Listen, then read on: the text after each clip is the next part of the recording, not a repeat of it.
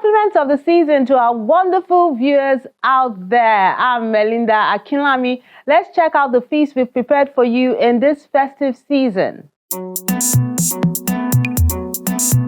We begin with this cozy environment in this gallery in salute of collectors.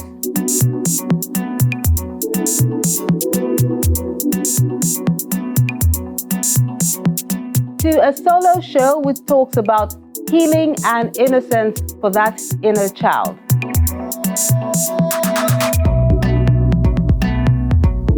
Then another solo at the Art Pantheon Gallery.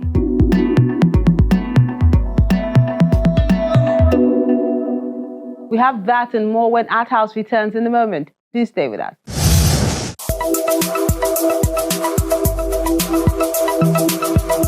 The true essence of art is first to cultivate the artist's own spiritual nature.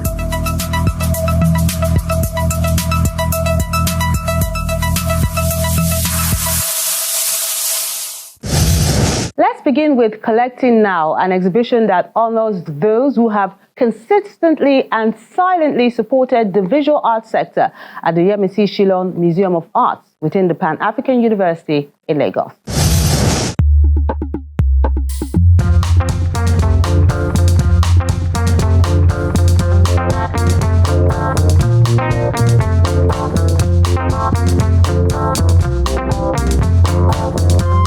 The serene exhibition space in the Yemisi Shillong Museum of Art within the Pan-African University, Lagos, reveals the exclusive collection of art patrons in the Nigerian art scene who've supported the creative industry: Prince Yemisi Shillong, Kola Aina, Aisha Ngbenga Oyebode, Dotun Sulaiman Niyi Adenubi, and Eyamba Dafinone.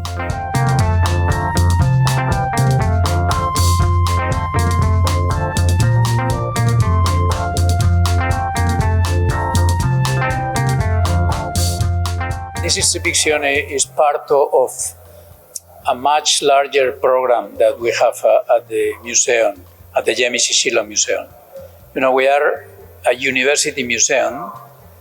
This means that we have a specific mission. We are an educational resource within an educational resource.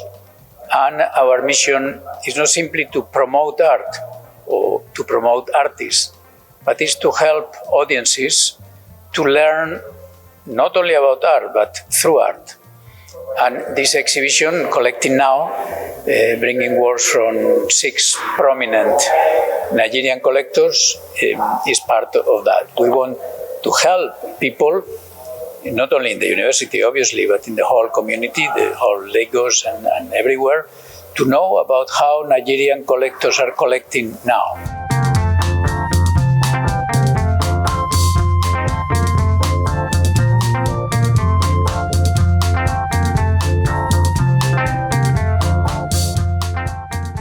The whole idea is to present to people what these collectors have been collecting for the past 2 decades, a decade ago, how these 6 collectors, what overlaps between their collection, and what are the types of forms we can pick as forms. We can say these are regular forms from Nigerian art scene and all that.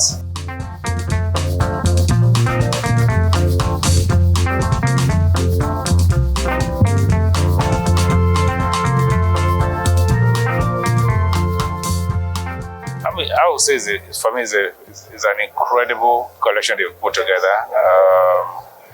I always knew that a lot of people have a lot of beautiful arts out there, mostly in their homes. In my own case, I have them in my homes, I have them in my offices, and so on. But not very many eyes get to see these works. And art is meant to be seen, meant to be admired, meant to be appreciated. And the only way we can see art is to go to, in my own case, for example, is to go to my home or my office to see it. But with this kind of exhibition, we're opening it up to a wider audience, which is I think is a very good initiative. For the organizers, Collecting Now is more than just a display of contemporary art. It's an exploration of how these collectors, as gatekeepers of artistic expression, contribute to defining the canon of modern African art forms. What we are trying to achieve with this exhibition is to put out the idea that collectors are custodians of the narrative of our now, and there is need for this narrative that have been collected for some time to be, of course, open to the public to see again, to view again, and to kind of take away from art too much elitism, and to make it easy for the common man to be able to approach art, even if it is under the collection of the collector.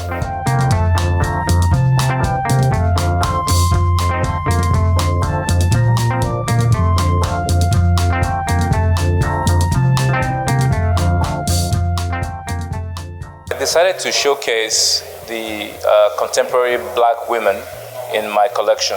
So I think I have about 13 pieces here by, I think, 11 artists, all women, all black, global artists, many living in England, America, Nigeria, doing exceptional work. I'm very proud of them. Many of them have good pedigree, they're very well educated, very confident, and expressing themselves in a way that we haven't seen women do, or many women do, in the history of art, especially on the continent.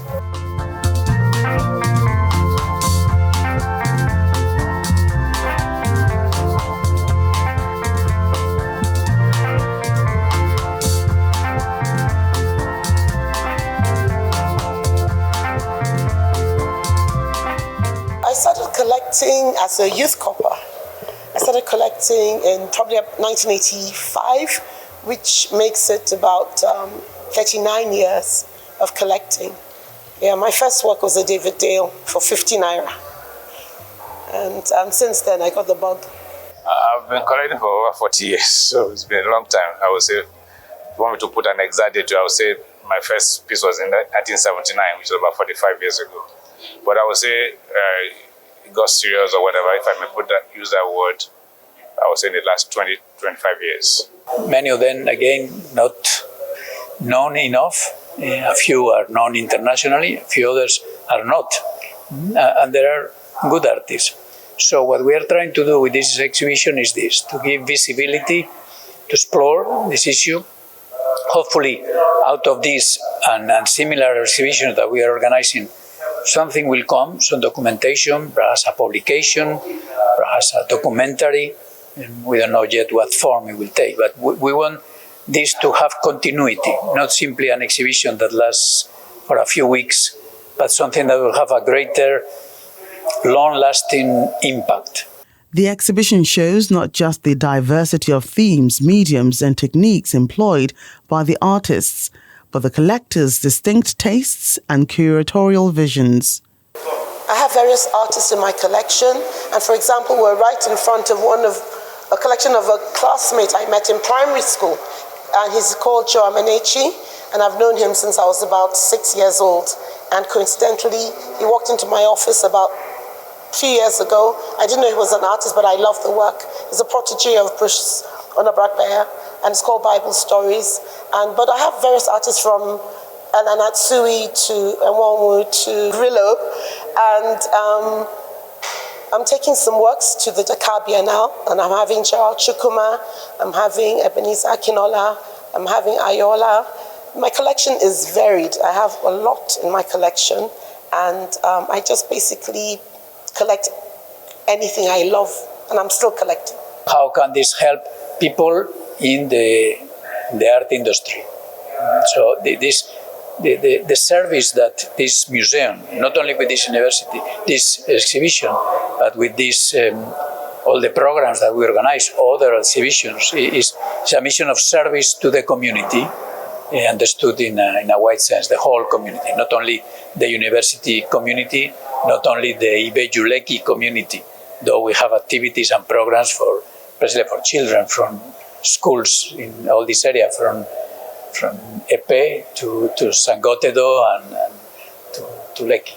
So this is what we are doing. This is our mission. That's what differentiates us.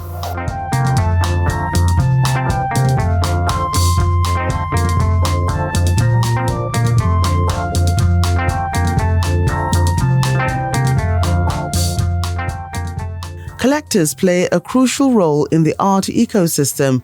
They encourage artists to churn out pieces and through their choices act as curators of an evolving cultural heritage, picking images which reflect the different voices within the Nigerian art scene.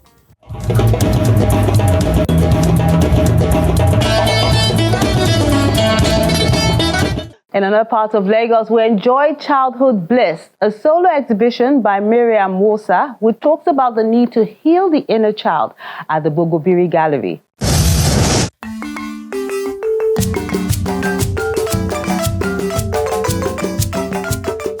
The amazing artistic journey of Miriam Wosa from childhood to adulthood shines through in a solo exhibition at the Bogobiri Gallery in Lagos titled Childhood Bliss. For me, art has always been something that is part of my life from when I was a child.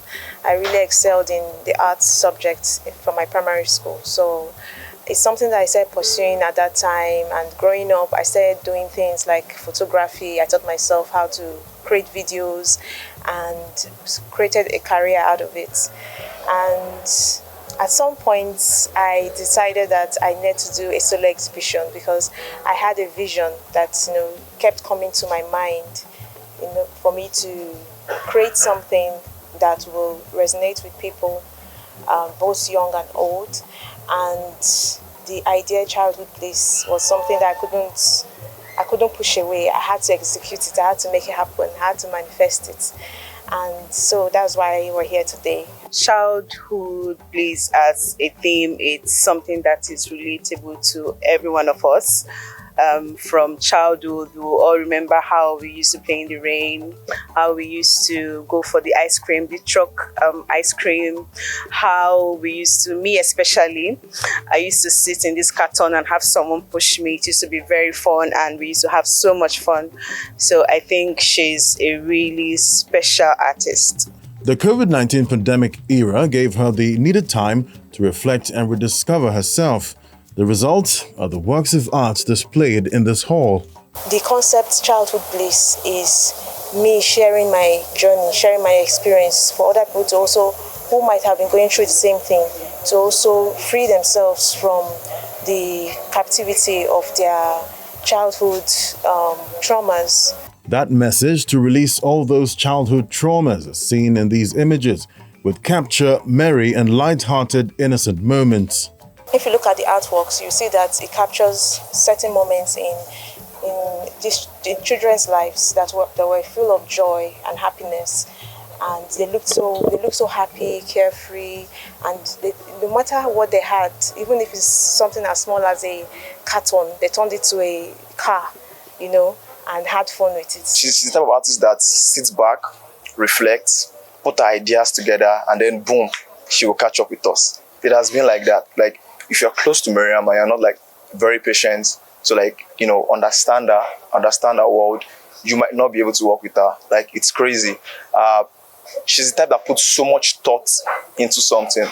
Over the years I've known her, I'll see her as a very, very good friend, someone that is kind, and she tries to see the good in people, and she's an artist in all aspect of her life. You will see that she's truly an artist. With this Childhood Bliss, this is the second edition. I was at her first edition, and I think it has even gotten better over a year now. The pieces aim to take the viewer back in time to reflect on that carefree creativity and confidence, and this artwork, which started the series, takes the spotlight. I'm inviting the viewers to look at the artworks and actually go back to those times and believe that reconnecting with their inner child, they'll be able to believe that anything is possible. Anything is possible. They can do anything they want to do. They are free to just live and enjoy life. Always look at the bright side of life. The artist is encouraging everyone to pursue their dreams, no matter the obstacles that lie ahead.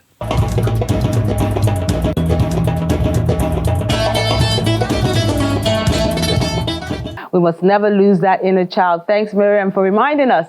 Taking a moment now. When ArtHouse returns, we have more for your viewing pleasure, so don't go anywhere.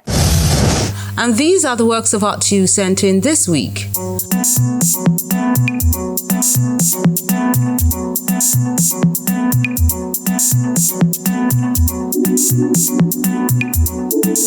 Let's begin with Childhood Series. It's a newsprint on canvas work done by Richmond Ajay.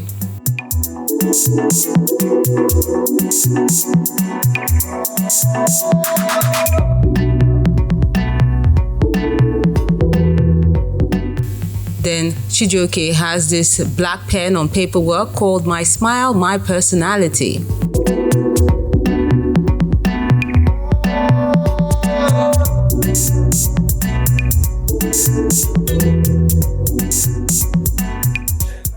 Then Olufemi Adedeji has this digital artwork called Ancestor 30.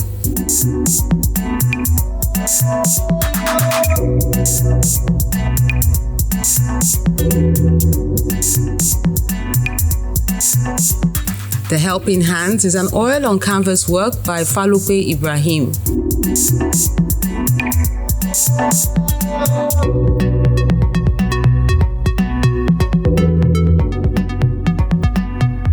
First Date is an acrylic on canvas work done by Adekunle Mayowa.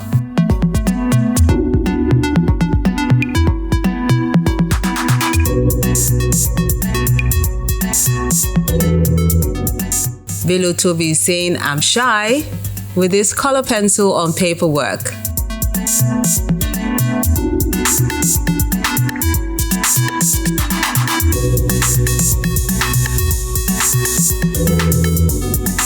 Oyinola Fajobi has Prestige. It's a sculptural piece done with metal nuts.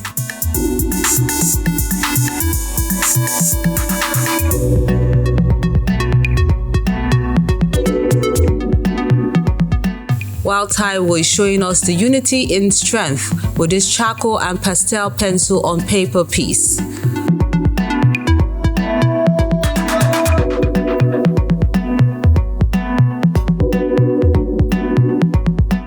Which concludes our works of art for this week, as we encourage you to keep them coming and put your best foot forward as always.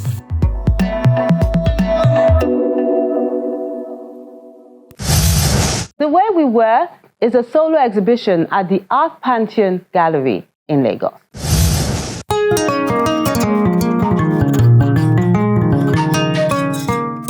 The doors of the Art Pantheon Gallery in Lagos are open once again to allow visitors experience The Way We Were, a solo exhibition by Morakinyo Femi. My art is inspired by personal history, my cultural heritage, and the places and the experiences I've had while growing up.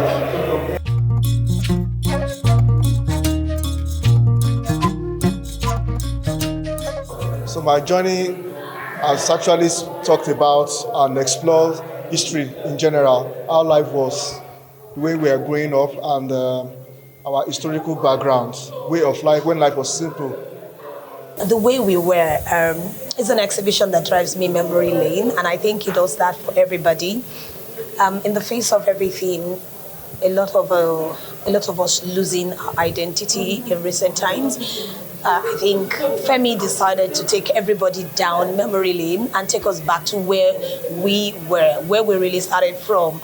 This profound exploration delves into memory, identity, and cultural resonance, inviting viewers to reflect on how histories shape the present and inform the future. What I aim to achieve is to preserve our cultural and sociocultural heritage in general. Things have changed now. The internet has taken over everything. So life was simple way back. So I tried to bridge the gap between the history and the present. You'll find out that a lot of people have lost their identity, even in terms of dressing, in terms of culture. Everything is totally gone. You practically have this younger generation who do not even understand some things, or they have not even seen. If you look at the props behind me, you realize that a lot of people who haven't set their eyes on some of these props. And these were what we all grew up with: the megaphone, the clock, the long clock we call agwelekmo. I mean, the dishes, the sewing machine. the setup, everything was all really decent and nice and lovely. And I don't think that we should trash this culture. Morakinyo's works intertwine personal and collective narratives, blending traditional techniques with contemporary perspectives. So African story, actually, it has to do with ways of life, our traditions, the food we eat, the clothes we wear, the way we dress. That's our history. I think everything is changing now. We have the Gen Zs that they don't know much about where we are coming from. Like in my paintings, you see the old typewriters, the telephones, the pans, the postmortem, and everything. But now things have changed. The new generation coming, they don't have any idea of all these items. So this is why I try to infuse them in my paintings to educate the people coming, the next generation coming behind us. Each piece serves as a poignant reminder of the stories that connect us, using rich textures and evocative imagery. Okay, I have a work titled Siblings. It's about children growing up together and how the elderly children have this care about their younger ones. And they have stories, I have works talking about stories of love, how life was simple. You understand what I'm saying? About our ways of life where we take things easy, where life was very, very easy. Nothing is new. What is new is actually the ability to think differently. So what is done here is that he's using surfaces to explain how he's thinking currently. He might not be thinking things like this in 10 years from now. So basically, it's nice to look at them, look at the things that are old, antique, etc. But it's all nice. It's his body of thinking at the moment. So each work reminds us of what he's thinking about and what he wants us to think about, which is authentic. I'm really proud of Femi Morakinyo. He has done an amazing job in bringing about this exhibition the way we were. You know, it's a nostalgic feeling. I myself am very nostalgic. I love to remember memories about when I was younger, growing up in the early 90s and in 2000s.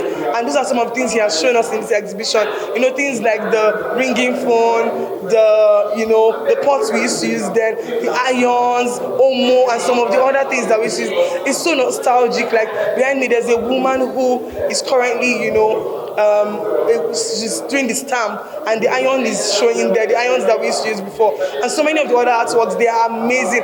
The exhibition is fantastic. It actually reminds the audience of post-colonial experience, how people were living. You know, if you look at the exhibition, you'll find certain elements that we will not necessarily find in today's living, like the clock, the utensils, the way they paint the interior of the buildings of the house, or people's preferences.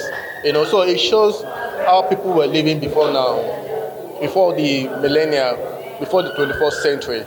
So it's a reflection of that, and I feel that it did a good job in reflecting this way of living. This exhibition encourages engagement and dialogue about the complexities of identity and the fluid nature of memory, with a challenge to consider not only who we were, but who we aspire to be.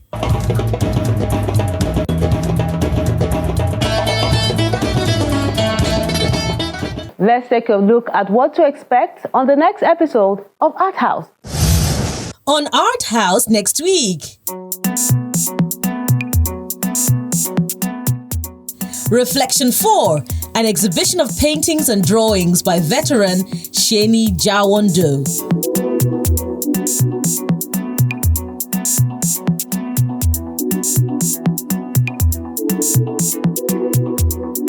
To Icons, a master's exhibition at the National Museum in Lagos.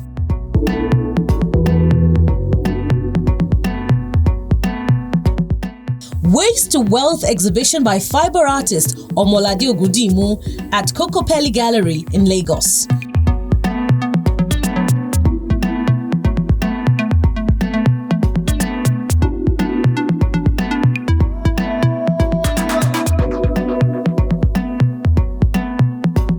We encourage you to keep liking, sharing, and viewing our page so more people can enjoy the ever bubbly and ingenious art scene in the country.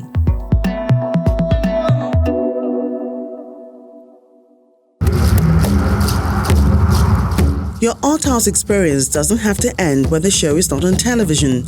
Interact with us on our various social media platforms. See any edition of ArtHouse on our website or YouTube page. Join our very interactive Facebook page by joining the group on ArtHouse on Channels. We're everywhere.